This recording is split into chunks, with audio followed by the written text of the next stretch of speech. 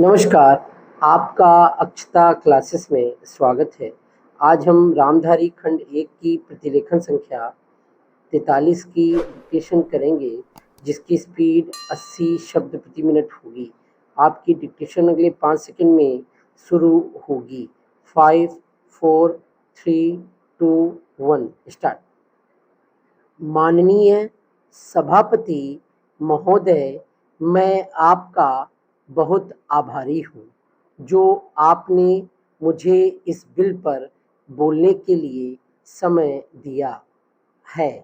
यह जो बिल सहकारिता समिति को एक समिति में भेजने का निश्चय किया गया है, जिस पर कल से बहस हो रही है, उस पर मैं आपके आदेश से कुछ कहना चाहता हूँ।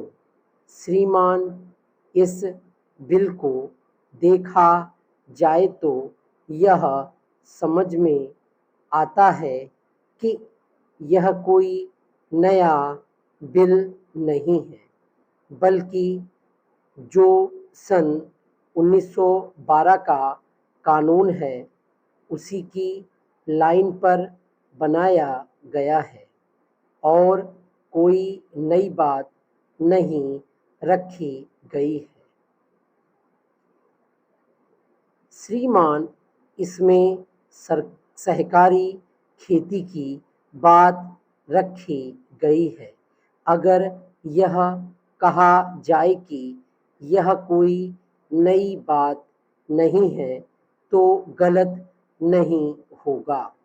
जहाँ तक सहकारी खेती का संबंध है तो उसकी तरफ जनता और विशेषकर किसानों का बिल्कुल कोई झुकाव नहीं है और उनका झुकाव न होने के कारण उन्होंने उसे उस सीमा तक नहीं अपनाया जितनी सरकार को आशा थी। श्रीमान, आपको मालूम है कि नागपुर कांग्रेस में यह प्रस्ताव पास हुआ है कि सहकारी खेती कराई जाए। पूरे देश में इस समय इसका जोर चल रहा है और इसको लाने के लिए नामालूम इसके कितने रूप रखे गए हैं। यह कहा गया है कि इसके अंदर कोई जोर नहीं है। अभी एक माननीय सदस्य कह रहे थे कि राजनीतिक पार्टी के लोग यहाँ पर सहकारिता के संबंध में कुछ बातें कहते हैं और बाहर किसानों से कुछ और ही कहते हैं। वे किसी से यह भी कहते हैं कि तुम्हारी जमीन छिन जाएगी।